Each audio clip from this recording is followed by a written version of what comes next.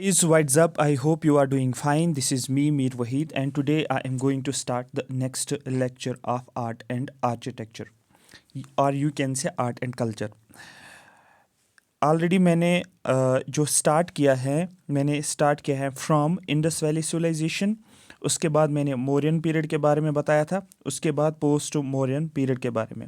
आज हम जाएंगे दैट इज़ गुप्ता पीरियड में। गुप्ता पीरियड जो है यहाँ पर हमें थोड़ा सा लेक्चर लंबा भी हो सकता है, बट आई विल सी, क्योंकि इसमें हमें टेम्पल्स के बारे में पढ़ना है, क्योंकि यहाँ पर हमें डिफरेंट स्टाइल्स ऑफ टेम्पल्स, जहाँ पर मेंस में आपको क्वेश्चन लिखने को भी पूछा जाता है और प्री में भी उन टेम्पल से ही क्वेश्चंस बनता है कि कोई टेम्पल दिया जाता है और इसके फीचर्स पूछे जाते हैं। Dravida style, north Indian temples, south Indian temples, नागर स्टाइल क्या होता है, कौन कौन से नागर स्टाइल में आते हैं। फिर जम्मू कश्मीर के भी टेम्पल्स हम देखेंगे, मार्तंड सन टेम्पल, सन टेम्पल्स को भी हम एक कैटेगरी में देखते हैं। बट सबसे पहले हम गुप्ता पीरियड को देखते हैं, क्योंकि गुप्ता पीरियड से ही इवॉल्व हो गए टेम्पल्स हमें ज़्यादातर देखने को मिलते हैं। अब इसमें हम किस चीज़ को डिस्कस करने वाले हैं गुप्ता पीरियड में। सबसे पहले हम जो डिस्कस करेंगे वो हम केव्स के बारे में करेंगे, ठीक है। सबसे पहले डिस्कशन जो होगा that would be on caves. उसके बाद हम स्कल्पचर देखेंगे, जो हम पहले से ही लेकर आ रहे थे स्कल्पचर इंडस वैली सिविलाइजेशन से ही। केव्स हमने देखा था मौर्यन पीरियड में, इंडस वैली सिविलाइजेशन में हमने नहीं देखा था। टेम्पल्स हमने इंडस वैली सिविलाइजेशन में नहीं देखा। अब यहाँ पर टेम्पल आर्किटेक्चर की बात करेंगे और क्वेश्चन पूछा गया है ऑलरेडी कि जो इंडस वैली सिविलाइजेशन के लोग जो है, क्या वो पैलेस जो हैं, पैलेस जिसको पैलेस बोलते हैं, महल, और टेम्पल, क्या वो लोग टेम्पल्स बना रहे थे और पैलेसेस में रहते थे? आपको बोला नहीं, वहाँ पर ना तो टेम्पल ना तो पैलेस हमें देखने को मिलता था, ठीक है। और हमें टेम्पल्स का इवोल्यूशन देखने को मिलता है। इवोल्यूशन का मतलब सबसे पहले हम देखेंगे नॉर्थ इंडियन टेम्पल्स, उसके बाद देखेंगे किस तरीके से स्टेप वाइज, पहला step, second step, third step, fourth step. जैसे आप घर कोई बनाते हो ना, आप क्या करते हो, पहले फाउंडेशन बनाते हो, ठीक है। पहले एक किस्म के घर होते थे तो हम मिट्टी के घर बनाते थे, ठीक है, मिट्टी के घर बहुत पुराने ज़माने में। फिर ऊपर से डायरेक्टली उसको स्लोप देते थे, रूफ बनाते थे और ऊपर से घास डालते थे पुराने ज़माने में। फिर थोड़ा थोड़ा सा इम्प्रूवमेंट हो गया, फिर स्टोन्स हमने लगाना शुरू कर दिया, साइड में भी नीचे भी, और फिर ये इम्प्रूवमेंट आ गया और थोड़ा सा हमने इसको रूफ जो है स्लोप दे दिया। फिर आहिस्ता आहिस्ता हमने क्या करना शुरू कर दिया, वुड का इस्तेमाल करना शुरू कर दिया। फिर आहिस्ता आहिस्ता हमने कंक्रीट का इस्तेमाल कर दिया, ठीक है। अब हमने ड्यूरेबल स्ट्रक्चर्स बनाए, ठीक है। पहले कच्चा हाउस होता था, अब पक्का हाउस हो गया, इस तरीके से। तो हमने घर को किस तरीके से इवॉल्व किया है आहिस्ता आहिस्ता विद टाइम के साथ साथ। इसी तरीके से हम टेम्पल्स को भी पढ़ेंगे, क्या क्या हुआ है, किस टाइम पे क्या हुआ है, वो एवोल्यूशन पढ़ेंगे। देखो, हमेशा ये चीज़ याद रखो, कोई भी सब्जेक्ट जब भी आप पढ़ते हो, कोई भी सब्जेक्ट हो, वो आर्ट एंड कल्चर, वो इकोनॉमिक्स हो, वो साइंस एंड टेक हो, वो ज्योग्राफी हो, वो हिस्ट्री हो, पॉलिटी हो, साइंस है, वो इकोलॉजी, इन्वायरमेंट, वो आपका करंट अफेयर हो, जब तक आप उसको डेली लाइफ एग्जाम्पल्स के साथ रिलेट नहीं करोगे, तब तक आपके माइंड में इंफॉर्मेशन जो है याद नहीं रहेगी। उस टाइम पे याद रहेगी जब आप पढ़ते हो, लेकिन जब आप विद टाइम के साथ आप उस चीज़ को भूल जाओगे, जब तक उसका आप एक बैकग्राउंड और दूसरा आप उसको डेली एग्जांपल्स के साथ रिलेट नहीं करोगे, तब तक इन्फॉर्मेशन माइंड में परमानेंटली नहीं रह सकती है। वही चीज़ें मैं यहाँ पर आपको कोशिश कर रहा हूँ। केव का मतलब क्या होता है, आप खुद सोचो ना। केव का मतलब गुफा बनाना, ठीक है। एक गुफा बनाते हैं, गुफा हम कहाँ पर बनाते हैं, या तो हम हिली एरियाज में जाकर वहाँ पर कोई चीज़, पहाड़ होता है उसको खोदते हैं तो गुफा बना लिया, या कोई मिट्टी होती है तो उसको खोदते हैं तो गुफा बना लिया, या कोई रॉक है उसको खोदते हैं तो एक गुफा बना लिया। तो ये क्या हो गया, ये हो गया केव्स। पहले तो इस चीज़ को रिलेट करो। फिर हो गया स्कल्पचर। स्कल्पचर का मतलब 3D काइंड ऑफ आर्ट, एक 3D स्ट्रक्चर आप बनाते। कोई टॉय होती है ना, सपोज जैसे आपने कोई टॉय बनाए, छोटे बच्चों के लिए टॉय होता है, एलिफेंट का होता है, लायन का होता है, जब हम ईद पे लाते हैं या दिवाली पे बच्चों को खिलौने लाते हैं, वो स्कल्पचर जैसे आप बोल सकते हो उनको, ठीक है। फिर डिफरेंट किस्म के प्लास्टिक के हो, मिट्टी का होता है, स्टोन्स के होते हैं, कॉपर के होते हैं, ब्रॉन्ज के होते हैं, वो डिफरेंट फिर किस किस किस्म के हो सकते हैं, ठीक है। टेम्पल्स कैसे बनाए, इनका आर्किटेक्चर कैसा है। आर्किटेक्चर किसको बोलते हैं, आप जनरली सोचो किसको आप आर्किटेक्ट बोलते हो, तो आपको डिज़ाइन देता है किस तरीके से हमें बनाना है, ठीक है। फिर इवोल्यूशन। इवोल्यूशन का मतलब क्या होता है, इवॉल्व करना। पहले किस तरीके के टेम्पल्स होते थे, उसके बाद भी टाइम के साथ साथ कौन सी चेंज आ गई, फिर और टाइम गुजर गया, 100-200 साल और टाइम, फिर और 200-300 साल गुजर गए और आपने देखा कि टेम्पल इवॉल्व हो गए। और आजकल के टाइम पर अगर आप टेम्पल्स देखोगे, गुरुद्वारास देखोगे, मॉस्क्स देखोगे, एमलगेशन आपको देखने को मिलेगा। अगर देखोगे गुरुद्वारा के ऊपर टॉम जो है वो मॉस्क से लिया गया, आ रही बात समझ। तो ये सारी चीज़ें आप इस तरीके से देखने को मिलेगा। तो यहाँ मॉस्क के कुछ फीचर्स गुरुद्वारा के साथ लिंक आपको हो जाएगा अगर आप ऊपर डोम देखोगे, ठीक है। जैसे मिनीराट्स होते हैं जो ऊपर जो होता है मॉस्क के ऊपर, उनको मिनीराट्स बोलते हैं, ठीक है। वो भी आपको अगर गुरुद्वारा पे भी आपको देखने को मिलेगा, वो छोटे छोटे छोटे ऐसे जो लंबे लंबे वो होते हैं। तो ये एक्चुअली स्ट्रक्चर जो होती है, आर्किटेक्चर जो होता है वो मिक्स अप हो जाता है फिर जब भी कोई हम कंस्ट्रक्शन करते हैं। तो ये था थोड़ा सा बैकग्राउंड कि ये टर्म्स हमें क्या बताते हैं, स्टाइल क्या है टेम्पल्स का, डिफरेंट स्टाइल्स होते हैं टेम्पल्स के हमारे पास, ठीक है। कभी हम क्या करते हैं, पिलर्स रखते हैं टेम्पल्स को, कभी हम पिलर्स नहीं रखते हैं, प्लेन ही बना लेते हैं, कभी ऊपर टावर्स बनाते हैं कुछ इस तरीके से, कभी सिंगल टावर ही बनाते हैं, कभी ऐसे ऐसे टावर्स अपने मूवीज़ में, साउथ इंडियन मूवीज़ में टेम्पल्स को दिखाया जाता है कि वहाँ पर, जैसे बाहुबली मूवी है या बहुत सारी मूवीज़ आपने देखो, वहाँ पर टेम्पल्स डिफरेंट डिफरेंट एक वो ब्यूटीफुल टेम्पल्स दिखाते हैं कि वहाँ पर कुछ टावर्स ऐसे होते हैं, एक जैसे मतलब छोटा फिर बड़ा बीच वाला बड़ा होता है। तो ये होता है स्टाइल्स, हम आगे आगे देखेंगे। बात करेंगे हम गुप्ता पीरियड की। यहाँ पर मैं लीडर्स का नाम नहीं बताऊंगा कि गुप्ता पीरियड के कौन कौन से लीडर्स थे, किसने फाउंडेशन डाली है, ठीक है। तो ये सारी चीज़ें यहाँ पर वो चीज़ नहीं, वो एंशिएंट का, बट हमें इसका आर्ट एंड आर्किटेक्चर वाला पार्ट देखना है। सबसे पहला पॉइंट जो ऑलरेडी क्वेश्चन पूछा गया एग्जाम में और आपको ये याद भी होना चाहिए, गोल्डन एज ऑफ आर्किटेक्चर, इसको गोल्डन एज कहा जाता है। यहाँ पर हमें आर्किटेक्चर बहुत अच्छे तरीके से देखने को मिलता है, ठीक है। आर्ट, आर्किटेक्चर और लिटरेचर का गोल्डन एज क्वेश्चन आपको पूछा जाएगा, Mauryan period is considered as the golden age of architecture, नहीं वो गलत हो जाएगा, Gupta period is considered. Manuals were written regarding construction temples, जो टेम्पल बनाने के लिए मैनुअल्स बनाए जाते हैं। जब आप कहाँ पर जाते हो, किसी होटल में जाते हो, किसी रेस्टोरेंट में जाते हो, वहाँ पर आप क्या बोलते हो, वहाँ पर उसको नहीं बोलते ये खाना लाओ, नहीं, आपके सामने मेन्यू होता है, उस मेन्यू कार्ड को आप देखते हो और उसमें जो जो डिशेस होती है, ठीक है, जो भी डेजर्ट हो या डिशेस हो, उनको आप देखते हो और फिर ऑर्डर करते हो। उनका प्राइस भी लिखा होता है और सारी इन्फॉर्मेशन दी होती है, कौन कितने में मिलता है, वो सारी चीज़ें। तो वो क्या आपके पास एक मेन्यू होता है। इसी तरीके से जब यहाँ पर गुप्ता पीरियड में टेम्पल बनाने की बात हो रही थी, तो इन्होंने क्या बनाया, इन्होंने मैनुअल्स रखे हैं, ठीक है। जैसे बीइंग ए सिविल इंजीनियर, जैसे अगर हम कोई कंस्ट्रक्शन, कोई डिज़ाइन हम देते हैं, हमें क्या देखना पड़ता है, हमें हमारे पास मैनुअल्स होते हैं, उन मैनुअल्स को देखते हैं हम, रेट क्या है, ठीक है, किस तरीके से ट्रांसपोर्ट करना है, इसका लाइफ टाइम कितना हो सकता है, ठीक है, ये प्रॉब्लम कितना कर सकता है, कोई भी कंस्ट्रक्शन किसी एरिया में अगर बनाना है तो उसको कैसे कंस्ट्रक्ट करेंगे, सॉइल की प्रॉपर्टीज़, बहुत सारी चीज़ें। तो हमारे पास एक मेन्यू होता है कि हम कोई स्ट्रक्चर अगर बनाते हैं किस तरीके से बनाए, किस डिज़ाइन में बनाते हैं, क्या पब्लिक बिल्डिंग है, क्या घर रहने के लिए कोई बिल्डिंग है, जैसे घर होता है हमारे पास, शॉपिंग मॉल है, तो हम मैनुअल देखते हैं। तो आया समझ, manuals were written regarding the construction temples, temple construction के लिए मैनुअल्स का यूज़ किया गया। कीवर्ड्स को पकड़ना है आपको, एक तो गोल्डन आपको पकड़ना है, दूसरा मैनुअल्स आपको पकड़ना है। Third, cave making also reduced its climax in this reached, यहाँ पर reduce नहीं, reached आप लिख सकते हो, reached its climax in this period। तो केव मेकिंग भी क्लाइमैक्स में पहुंच गया, ठीक है, पीक पे यहाँ पर हमें केव मेकिंग भी देखने को मिलता है। सबसे पहले हम केव्स देखेंगे, ऑलरेडी ये सारे क्वेश्चंस पूछे गए हैं, ये सभी क्वेश्चंस इस पे जो यहाँ पर मैंने लिखा है।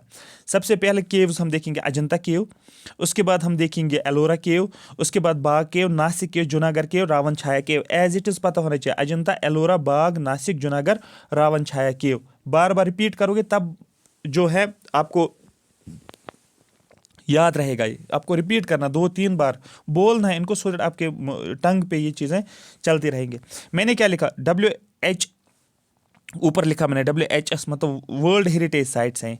तो अजंता भी यूनेस्को के वर्ल्ड हेरिटेज साइट में था, एलोरा भी यूनेस्को के वर्ल्ड हेरिटेज। अब मैंने यहाँ पर क्यों लिखा, मैंने इन्फॉर्मेशन को लिंक किया, किस तरीके से मैंने लिंक किया इन्फॉर्मेशन को। जब आप यूनेस्को वर्ल्ड हेरिटेज साइट्स आप पढ़ते हो ना, तो वहाँ पर आपको कॉलम पूछा जाएगा कि कौन को, which of the following is true about Ajanta cave. नीचे लिखा होगा ये world UNESCO world heritage sites हैं, आपको पूछा जाएगा कौन सी world heritage UNESCO world heritage sites में आ जाती है, ठीक है। आपको 2-4 नाम दिए जाएंगे, फिर उसमें अजंता आप आइडेंटिफाई कर सकते हो, एलोरा भी आप आइडेंटिफाई कर सकते हो।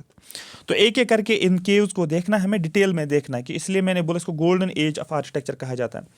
केव्स अगर आप देखोगे, अजंता केव की लोकेशन सबसे पहले कॉल मैच में पूछा जाएगा, यहाँ पर मैच फर्स्ट और यहाँ पर सेकंड लिखा जाएगा, फिर यहाँ पर लिखा जाएगा अजंता केव्स, यहाँ पर महाराष्ट्र लिखा जाएगा या MP लिखा जाएगा। आ रही बात समझ, तो फिर पूछा जाएगा कौन सा करेक्ट है, कौन सा नहीं करेक्ट। जैसे आज का ट्रेंड क्वेश्चन का है, which of the following is true about the following, फिर नीचे लिखा only 1, only 2, only 3, all are correct. तो ठीक है, अजंता केव कहाँ पर है, महाराष्ट्र में, दूसरा, टोटल केव्स कितने हैं? 29 केव्स। अब ये आपको याद नहीं रखना टोटल केव्स कितना है, लेकिन कॉन्सेप्ट मैं आपको बताऊंगा क्या करना है। पर उन 29 में से 4 चैत्या केव्स हैं। मैंने आपको पहले बोला चैत्या का मतलब होता है सीपी, याद करो, जो प्रेयर हॉल होता है, वर्शिप प्लेस होती है मॉन्क्स के लिए, और इसमें विहारास भी होते हैं। तो 29 में से 4 चैत्या केव्स हमें देखने को मिलते हैं, 25 विहारा केव्स देखने को मिलते हैं। क्वेश्चन आपको क्या बनेगा? क्वेश्चन बनेगा अजंता केव्स में, कल का लेक्चर आपको याद होगा, मैंने बताया था कि अजंता केव्स में हमें चैत्यास भी देखने को मिलता है और विहारास भी देखने को मिलता है। बेस्ट एग्जांपल मैंने बताए थे। लेकिन क्वेश्चन पूछा जाएगा in case of Ajanta caves, chaitya caves are more than vihara caves. Ajanta caves has only Chaitya caves. Ajanta caves has only Vihara caves. Ajanta caves has both Chaitya and Vihara caves. या पूछ सकते हैं कि Vihara caves more in number as compared to Chaitya caves. तो Vihara ज़्यादा है, तो यहाँ पर ये क्वेश्चन पूछ सकते हैं अगर वो थोड़ा ट्विस्ट घुमाएगा। एग्जामिनर पॉइंट ऑफ व्यू से आपको समझना है, ठीक है। इन लेक्चर्स को लाइटली आप नहीं लो, इसमें बहुत आप ऐसे समझो कि ये आपको रेडीमेड चीज़ें मिल रही है, तो फोकस रखो। इनसाइड दीज केव्स, ये केव है, आप केव के अंदर गए। जब आप घर बनाते हो ना, घर के अंदर फिर जाते हो, अब बाहर तो नहीं रहोगे ना, अब अंदर जाते हो, देखते हो कैसा घर हमने बनाया, तो केव तैयार होगी। केव के अंदर जो ही जाते हो, fresco mural paintings and sculpture were found all based on Buddhism. जब आप केव के अंदर जाते हो और केव पे आपने क्या देखा है, वहां पर आपने पेंटिंग्स देखी हैं। बस फ्रेस्को म्यूरल अभी याद रखो, अब मैं बताऊंगा फ्रेस्को म्यूरल क्या होता है, बट अभी आप याद रखो आपको वॉल्स के ऊपर, केव के वॉल्स के ऊपर, जैसे अपनी केव बनाई है ऐसे, और केव के वॉल्स के ऊपर आपने क्या देखा, पेंटिंग्स बनाई गई है, स्कल्पचर्स भी रखे गए हैं वहां पर। आपको समझ आ रही है? लेकिन जो भी हैं ये रिप्रेजेंट कर रहे थे एक रिलीजन को, बुद्धिज्म को। मतलब अजंता केव सिर्फ और सिर्फ बुद्धिज्म को रिलेट करता है, बुद्धिज्म रिलीजन के बेसिस के ऊपर वहां पर हमें ये पेंटिंग्स देखने को मिलते हैं, ना कि हिंदुइज्म, ना कि जैनिज्म। डायरेक्टली क्वेश्चन बनता है क्या अजंता केव्स फिर सेक्युलर थीम के ऊपर है? नहीं सर, सेक्युलर थीम का मतलब होता है जब ये सारे रिलीजन्स को डिफाइन करता है। जैसे इंडिया सेक्युलर स्टेट है, यहाँ पर हर एक रिलीजन आपको देखने को मिलेगा, लेकिन अजंता केव सिर्फ और बुद्धिज्म को ही रिप्रेजेंट करता है, और बुद्धिज्म रिलेटेड केव है। यहाँ पर जैनिज्म, यहाँ पर हिंदुइज्म नहीं दिखा रहा है, मतलब ये एक सेक्युलर केव नहीं है। तो यहाँ पर भी आप क्वेश्चन बन सकता है घुमा के। अब मैंने क्या बोला, यहाँ पर म्यूरल पेंटिंग्स, क्वेश्चन है कि sir what do you understand by mural painting? Mural painting का मतलब होता है ऐसी पेंटिंग जो दीवार पे बनाई जाती है। हम डायरेक्टली, आप दीवार पे कोई भी चीज़ बनाते हो ना, वो बन गई म्यूरल पेंटिंग। तो ठीक है, क्लियर हो गया। मतलब हार्ड सरफेस पे बनाए जाते हैं, उसको म्यूरल पेंटिंग के नाम से जानते हैं। एक वॉल के ऊपर, वॉल एक हार्ड सरफेस होती है, अगर आप वही पेंटिंग बनाते हो किसी क्लोथ के ऊपर, या किसी पेपर के ऊपर, या किसी भी और ऐसी चीज़ की, या किसी लीफ के ऊपर, पत्ता जो होता है इसके ऊपर कोई पेंटिंग बनाते हो, उसको बोलते हैं मैनिक्योर पेंटिंग। मतलब जो पेरिशेबल होता है, जो खत्म होता है, जो वेनिश हो जाएगा। ठीक है, तो यहाँ पर आपको मैंने 2 चीज़ें एक्स्ट्रा बताई है, क्योंकि पेंटिंग्स हमें ऑलरेडी पढ़ने हैं, म्यूरल पेंटिंग्स और मैनिक्योर पेंटिंग्स। क्लियर हो गया? मैंने मैनिक्योर तो यहाँ पर नहीं लिखा है, बट मैनिक्योर आपको समझ आएगा। मैनिक्योर मीन्स जो पेरिशेबल मटेरियल के ऊपर, पेपर हो, कॉटन क्लोथ हो, किसी के ऊपर भी आप बना सकते हो। म्यूरल का मतलब जो एक हार्ड सरफेस के आप ऊपर बनाते हैं। एग्जांपल यहाँ पर जो जनरली हम डेफिनेशन अगर लिखते हैं म्यूरल पेंट्स का, वॉल के ऊपर आप बना सकते हो उसको। फिर क्वेश्चन है, यहाँ पर 2 टर्म्स हैं। यहाँ पर एक टर्म है आपके पास फ्रेस्को, और दूसरा है यहाँ पर म्यूरल। म्यूरल मैंने ऑलरेडी आपको बताया, which is created on the wall. ठीक है, दूसरा होता है फ्रेस्को। यहाँ पर फ्रेस्को का मतलब क्या होता है? अब देखो फ्रेस्को का मतलब क्या होता है। ये ऐसी पेंटिंग होती है जिसमें हम पहला स्टेप क्या करते हैं, हम एक मिक्सचर तैयार करते हैं। एक काउडंग लेते हैं, काउडंग पता है आपको? ठीक है, काऊ का डंग होता है, उसको काउडंग बोलते हैं, वो लिया हमने। हम मिट्टी भी लेते हैं, क्ले जिसको बोलते हैं, वो भी लिया। दोनों को हमने राइस हस्क लिया होता है, राइस हस्क, याद रखना, वीट नहीं है यहाँ पर, राइस है। काउडंग, क्ले, राइस हस्क, तीनों का मिक्सचर हमने मिलाया। ठीक है, जैसे हम कोई मिक्सचर लाते हैं ना, मिट्टी लाते हैं, पानी लाते हैं, उसमें रेत भी डालते हैं, तो हम उसको मिक्स करते हैं। इसी तरीके से काउडंग, क्ले और राइस हस्क को हमने मिक्स कर दिया। मिक्स करने के बाद क्या किया, is applied on the wall of cave. जब ये मिक्सचर बन गया, अब उसको दीवार के ऊपर हम चिपकाएंगे।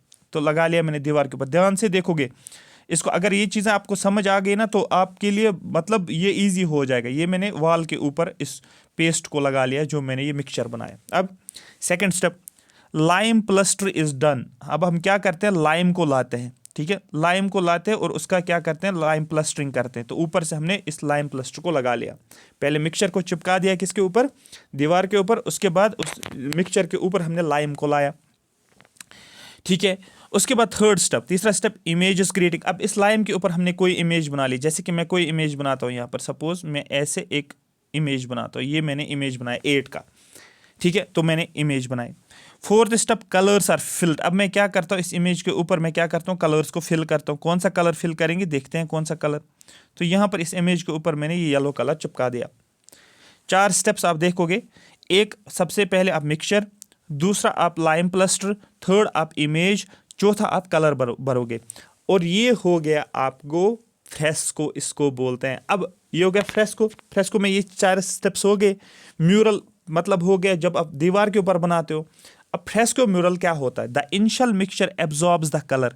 जो पहला वाला मिक्सचर था, तो काउडंग, क्ले और राइस हस्क, हम क्या करते हैं, ये इनिशियल मिक्सचर क्या करता है, क्यों हमने वो चीज़ लगाई है, इसलिए लगाया है क्योंकि जब आप कलर को फिल करोगे वो कलर एब्जॉर्ब भी होना चाहिए। क्योंकि ये नहीं कि आपने कलर को लगा लिया 2 मिनट के बाद वो सूख जाता है, नहीं, वो एब्जॉर्ब होना चाहिए वो कलर। तो सबसे पहले initial mixture absorbs the colour and imprints it on the wall. ये वॉल के ऊपर वो इमेज बना लेता है, जो भी हमने इमेज बनाई होती है वो वॉल के ऊपर बनती है। फिर जब हम इस मिक्सचर को क्या करते हैं, वॉल के ऊपर लगाते, क्योंकि वॉल के ऊपर मिक्सचर ही होता है, उस मिक्सचर के थ्रू ही वो इमेज जो है वो चिपक जाता है किसके साथ, दीवार के साथ। It also absorbs water which provides freshness to the painting. और क्या होता है, ये वाटर को भी एब्जॉर्ब करता है। और ऐसी पेंटिंग जहाँ पर हमें इमेज वॉल के ऊपर देखने को मिलती है और वहाँ पर हमें फ्रेशनेस भी देखने को मिलती है। और जो दीवार पे हम बनाते हैं और हम मिक्सचर बनाते हैं और उसको बोलते हैं फ्रेस्को म्यूरल पेंटिंग। डायरेक्टली आपको क्वेश्चन लिखने के लिए भी पूछा जाता है और एमसीक्यूज में भी पूछा जाता है। पेंटिंग्स, अजंता पेंटिंग्स को एक्सप्लेन करो। एग्जाम्पल्स है क्या सर, हमारे पास कोई एग्जाम्पल है फ्रेस्को म्यूरल पेंटिंग? यस, बिल्कुल, इनको अलग अलग नामों से जाना जाता है। पेंटिंग्स का नाम, फ्रेस्को म्यूरल पेंटिंग्स का नाम, किसी जगह इसको पदम पानी के नाम से जाना जाता है, ठीक है, पदम पानी के नाम से जाना जाता है, ठीक है। ये पेंटिंग ऐसी पेंटिंग है जहां पर बुद्धा को दिखाया जाता है, मतलब दीवार के ऊपर पेंटिंग बनाई गई है, वहां पर बुद्धा को बनाया गया है। बुद्धा होल्डिंग लोटस, बुद्धा के हाथ में लोटस होता है, holding lotus and looking down with compassion, और नीचे उसकी नज़र होती है।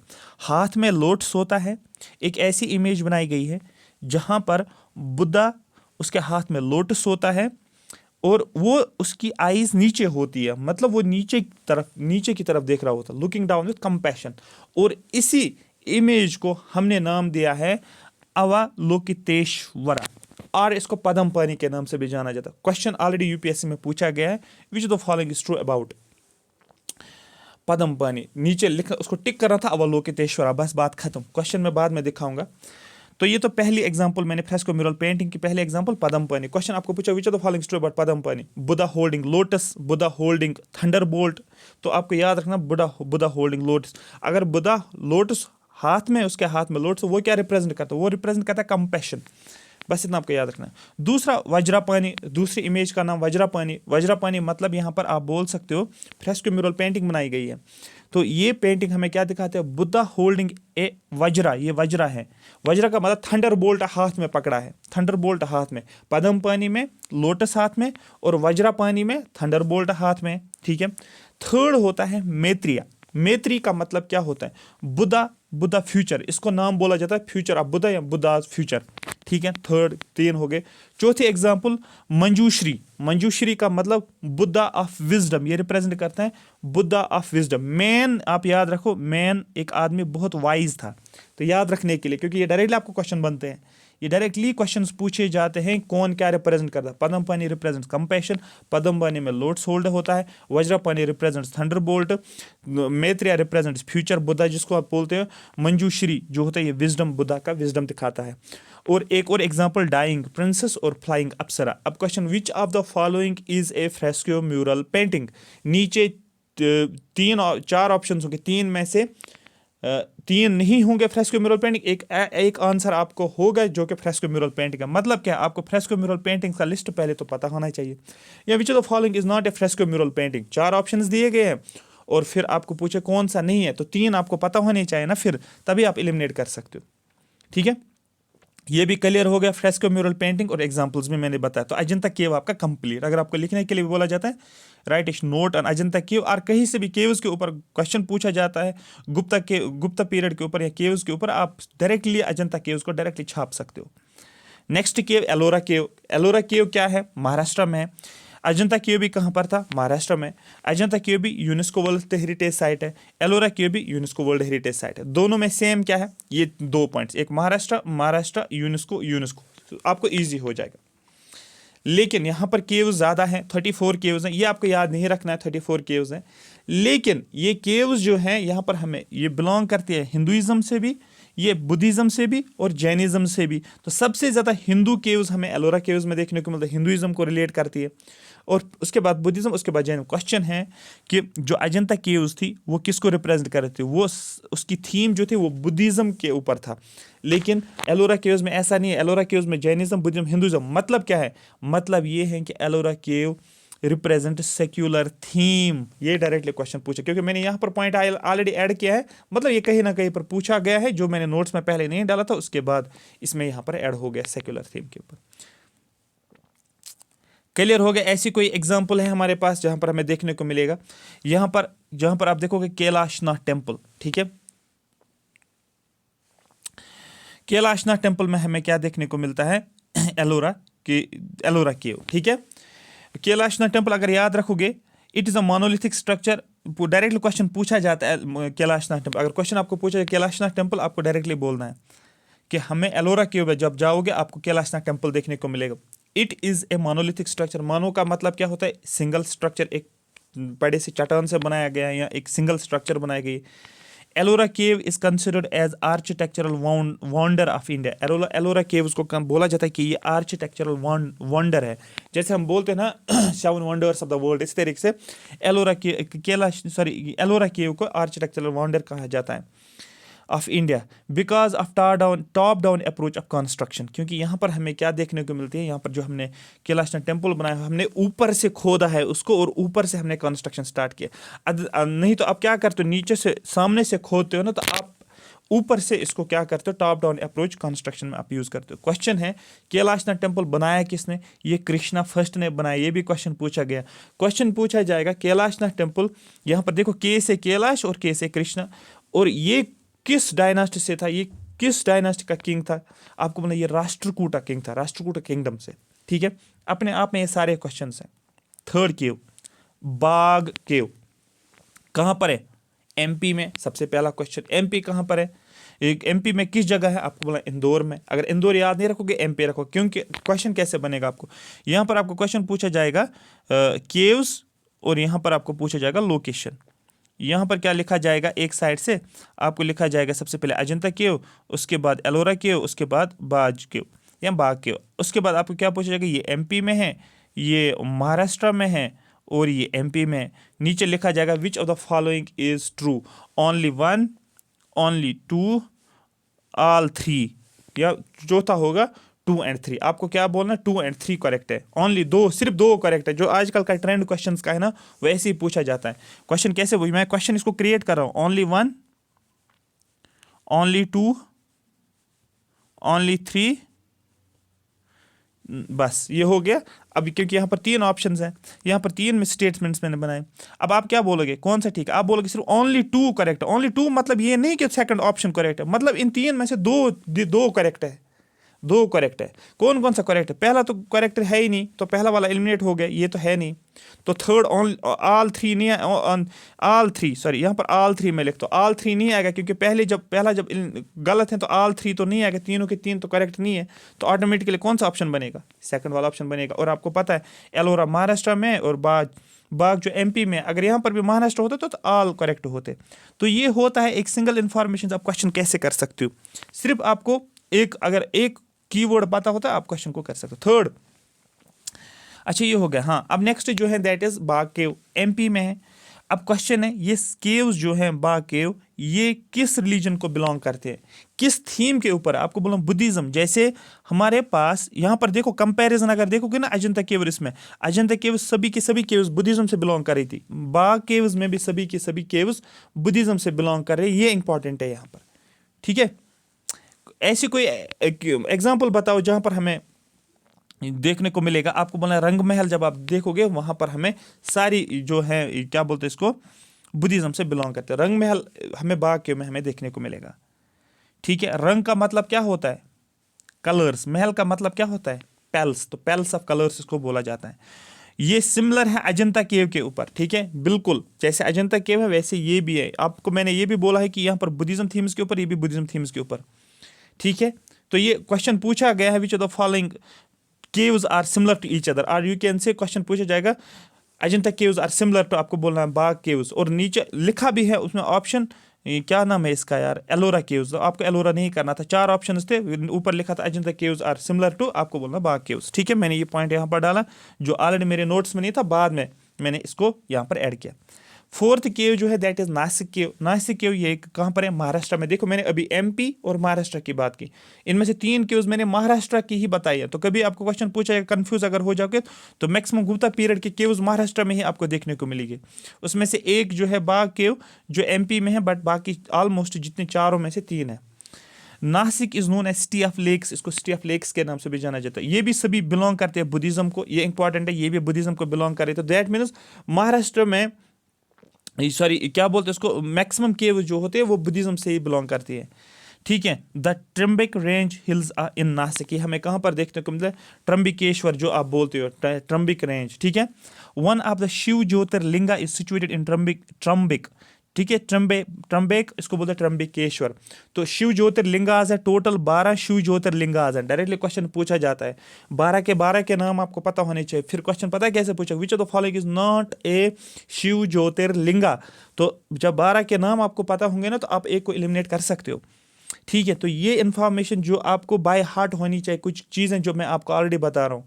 ठीक है, तो इससे पहले सेकंड वाले लेक्चर में मैंने आपको बताया था कि स्तूपा जो थे, 9 स्तूपाज के बारे में मैंने बताया, वो 9 के नाम आपको याद होने चाहिए बाय हार्ट, और 12 ज्योतिर्लिंगाज। उसमें से एक यहाँ पर आप याद रखोगे, नासिक के उसमें हमें कौन सा, ट्रम्बिकेश्वर पे हमें देखने को मिलता है। ठीक है, अब यहाँ पर इसको कंफ्यूज नहीं होना। यहाँ पर देखो उदयगिरी केव, यहाँ पर एक और केव है, मुझे 5 नंबर लिखना था, इसको बोलते उदयगिरी केव। उदयगिरी केव कहाँ पर, एमपी में है। 2 केव्स एमपी की मैंने बताई, एक है बाग केव। इसको आप ऐसे भी ये कर सकते हो, सेपरेशन कर सकते हो कि एमपी में कौन सी है और महाराष्ट्र में कौन सी। तो उदयगिरी केव, उदयगिरी केव जो है ये हिंदू केव है। दैट मीन्स ये यहाँ पर एक ऐसी केव है जो हिंदुइज्म को बिलोंग कर रही है। और इसको कंस्ट्रक्ट किसने किया है, यहाँ पर आप बोल सकते हो अंडर चंद्रगुप्ता सेकंड। तो आपको पता है चंद्रगुप्ता सेकंड जो है हमें देखने को मिलता है गुप्ता किंग का। ठीक है, तो वो हम उसमें पढ़ेंगे। फिर 12 शिव ज्योतिर्लिंगाज मैंने उसको इस तरीके से नोट्स में डाला है कि सो दैट आपको इजी हो जाए। आप 2 तरीकों से याद कर सकते हो, स्टेट वाइज के हिसाब से याद कर, कौन कौन किस स्टेट में। एमपी में 2 हैं। ठीक है, ये एमपी में, ये एमपी में कौन सा, महाकालेश्वर, ओमकारेश्वर। महाराष्ट्र में 3 है, गिरनेश्वर, भीमशंकर, ट्रम्बिकेश्वर। गुजरात में 2 है, सोमनाथ, नागेश्वर। इसके ऊपर क्वेश्चन, सभी के ऊपर क्वेश्चन पूछे जाते हैं। और आप फिर बोलते हैं कि ये क्वेश्चन सोमनाथ क्यों पूछा है एग्जामिनर ने। सोमनाथ इसलिए क्वेश्चन एग्जामिनर ने पूछा क्योंकि इसकी रेलेवेंस है, इसकी इंपॉर्टेंस है, क्योंकि ये शिव ज्योतिर्लिंगा है, काफ़ी रेलेवेंस है इसको, क्या बोलते इसको, क्योंकि ये शिव ज्योतिर्लिंगा है, तो इसलिए ज़्यादातर इसके ऊपर क्वेश्चन पूछा कि सोमनाथ टेम्पल कहाँ पर है, बस इतना पूछा जाएगा। आपको बोला गुजरात में, बात खत्म। और ये यहाँ से आपको पता चलेगा। नागेश्वर टेम्पल कहाँ पर, आपको गुजरात में। आपको पूछा जाए केदारनाथ कहाँ पर, आपको उत्तराखंड में, बात खत्म। आपको बोला जाएगा काशी विश्वनाथ कहाँ पर, आपको बोला यूपी में। आपको बोला जाएगा नागेश्वर कहाँ पर, आपको कहा जाता मल्लिकार्जुन। अब मुझे सपोज अगर ये याद रखना है, जैसे आपको पता है कांग्रेस गवर्नमेंट है, उनका जो एक लीडर ये भी है ना मल्लिकार्जुन, शायद प्रेसिडेंट है उनका। ठीक है, तो मल्लिकार्जुन, तो वो आई थिंक आंध्र प्रदेश का, मैंने उसकी एक न्यूज़ में पढ़ा था कि आंध्र प्रदेश के रिलेटेड उसने शायद पता नहीं असेंबली इलेक्शन लड़ा है, कहाँ से लड़ा है, बट मुझे क्लिक हो गया कि आंध्र प्रदेश। तो मुझे अब ये मल्लिकार्जुन आंध्र प्रदेश से ऑटोमेटिकली याद हो गया। बट यहाँ पर आप इस तरीके से भी याद रख सकते, क्यों ऐसी चीज़ें होती है जो कोई चीज़ क्लिक होता है किसी के, ये आपका एग्जाम में अगर कभी किसी भी तरीके से आप इसको एलिमिनेट कर सकते हो। केदारनाथ देखो यूके, यहाँ पर के से यहाँ पर के। अब यूके ये नहीं है यूनाइटेड किंगडम, यूके का मतलब उत्तराखंड। अब देखो के से मैंने याद रखा, रामेश्वरम तमिलनाडु में, बैद्यनाथ झारखंड में, देवघर। अब मैंने इसको स्टोरी के फॉर्मेट में बनाया है, वो स्टोरी में यहाँ पर नहीं बोलूँगा क्योंकि उसको बोलने में टाइम लगेगा, अदरवाइज इसको याद रख सकते हो। क्लियर हो गया। लास्ट वाली केव, 2 केव्स और पढ़ेंगे तो केव, क्योंकि अब मैंने क्यों इस पे ज़्यादा टाइम दिया, ये टॉपिक ही लंबा था, केव्स के ऊपर लंबा टॉपिक था। जगन्नाथ केव्स गुजरात में आपको देखने को मिलेगा, और क्वेश्चन ये भी जूनागढ़ केव्स, सॉरी जगन्नाथ नहीं, जूनागढ़ केव्स, क्वेश्चन इस पे भी पूछा गया है कि Junagadh caves are also known as Uparkot caves के नाम से भी, ये ऊपर बनाया, अपर अपर अपर का मतलब ऊपर बनाया जाता है, ठीक है, तो इसको बोलते हैं Uparkot caves. Caves are created on upraised platform, देखो मैंने पहले बोला एक अप्रेज्ड प्लेटफॉर्म बनाया है, फिर इसको ऊपर केव्स को बनाओ आप। तो ये पॉइंट याद रखने की जरूरत भी नहीं है, क्यों नहीं है, अगर आपको अपर कोट याद रखा, अपर कोट को रिलेट करना है इसके साथ। इनसाइड द केव, जब केव के अंदर आप जाते हो ना, motifs of both Hinduism Buddhism, मतलब यह इस केव में हमें बुद्धिज्म से भी बिलोंग करे और हिंदुइज्म से भी बिलोंग करे, जैनिज्म के साथ नहीं, ठीक है। तो मैक्सिमम केव्स बुद्धिज्म को बिलोंग कर रही है, ये आपको याद रखना है। एक और केव रावण छाया केव है, रॉक कट केव है, रॉक को कट करके बनाया गया है। Located Udayagiri and Khandagiri of Orissa, देखो 2 चीजें हैं, उदयगिरी और खंडगिरी, एक उड़ीसा और दूसरा मैं आगे बताऊंगा आपको, इसमें कंफ्यूजन है। ये जो है रावण छाया की, ये उदयगिरी और खंडगिरी, क्वेश्चन है ये उदयगिरी और खंडगिरी कहाँ पर है, उड़ीसा में है। उदयगिरी अलग है, लेकिन उदयगिरी और खंडगिरी एक ही है, तो ये उड़ीसा में है। ये केव्स जो है, इन केव्स को, जो उड़ीसा में केव्स जो है रावण छाया रॉक कट केव्स, वहाँ की मैक्सिमम केव्स बनाई है किसने, जैन किंग ने, जिसका नाम है खारवेला। अब क्वेश्चन अब आपको याद रखना है कि ये रावण छाया रॉक कट केव है, ये किस थीम के ऊपर हो सकता है, किस रिलीजन को बिलोंग करोगा। आप बोलोगे ये जैन केव होगी, क्योंकि जैन किंग ने बनाया है ना, तो जैनिज्म से वो बिलोंग करोगा, all caves associated with Jainism.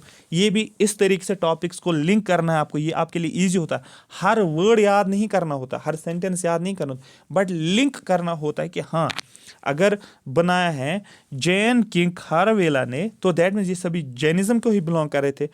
उडेसी dance sculpture can be seen in this cave, जब आप इस केव के अंदर जाते हो वहां पर आपको स्कल्पचर देखने को मिलेगा, और वो स्कल्पचर रिप्रेजेंट करता है, दिखाता है कि ये उडेसी डांस है। जब आप क्लासिकल डांस पढ़ते हो, उसमें से आपको 7 डांसेस पढ़ने पड़ते हैं, 8 डांसेस पढ़ने पड़ते हैं, उसमें से आप उडेसी डांस भी पढ़ते हो ना, भरतनाट्यम, कुचिपुड़ी, मोहिनी अट्टम, सत्रिया जो आसाम में है, इस तरीके से उड़ीसा, मणिपुरी, ठीक है, कथक, कथकली, तो ये सारी चीज़ें यहाँ पर मैंने उसमें भी आपको ये बताया है, इस तरीके से आपको याद रखना है। तो ये आपका कंप्लीट हो गया cave making of Gupta period detail में। इसलिए डिटेल में तो मैं नहीं बोलूँगा, कवरेज मैंने अच्छी खासी दी है, इससे ज़्यादा नहीं पढ़ना है आपको। इससे ज़्यादा पढ़ोगे तो धुआं उड़ जाएगा, और है भी नहीं इससे ज़्यादा, क्योंकि एग्जामिनर जहाँ से क्वेश्चन पूछता आपको वही याद रखना है। केव मेकिंग इंपॉर्टेंट था यहाँ पर, इसलिए कल हम क्या पढ़ेंगे, एक तो स्कल्पचर इसका छोटा है, और जनरली हमें क्या करना है, हमें इंपॉर्टेंट जो है इसमें, जो मोस्ट इंपॉर्टेंट जो है वो है टेम्पल आर्किटेक्चर। टेम्पल आर्किटेक्चर एक लेक्चर में हम देखेंगे, और सारे टेम्पल्स को, जो मैक्सिमम टेम्पल्स, इंपॉर्टेंट टेम्पल्स जहाँ से क्वेश्चंस आपको बनेंगे, वो आप सारे कवर करोगे। और जो आपका वो क्या बोलते हैं, कल्याण मंडप का, अमन श्राइन का कॉन्सेप्ट, विमाना का मतलब, कपोला का मतलब क्या होता है, ये सारी चीज़ें हम देखेंगे। आई होप ये क्लास आपको समझ आएगा, डेफिनेटली ये समझ आएगा, इसमें मैंने एफर्ट्स भी डाले अच्छे खासे, और ये लेक्चर्स आपको 110% फ़ायदा देगा। जिसको भी आर्ट एंड कल्चर में प्रॉब्लम है, आप मास्टर बन सकते हो इस आर्ट एंड कल्चर में, जो मैंने आपको ये चीज़ें बताई हुई है। Thank you so much for watching मी। अगर आपने देखा है, देखकर आप कमेंट नहीं करते हो, कोई मसला नहीं, बट मैं चाहता हूँ कि आप कमेंट्स लिखो, ठीक है। ये आपको एफर्ट नहीं लगाना है, खुद कुछ भी नहीं करना है, आपको सारा कुछ रेडीमेड मिलता है। और मैं चाहता हूँ आप इसको शेयर भी करो अपने फ्रेंड्स में, सो दैट उनको भी फ़ायदा हो, ज़्यादा से ज़्यादा रीच जो है वो बच्चों तक पहुँच जाए, इस लेक्चर का कुछ फ़ायदा भी हो। आया समझ? तो लाइक भी कर सकते हो आप, लाइक किया करो, और दूसरा ये है कि शेयर भी करो। Thank you so much for watching me.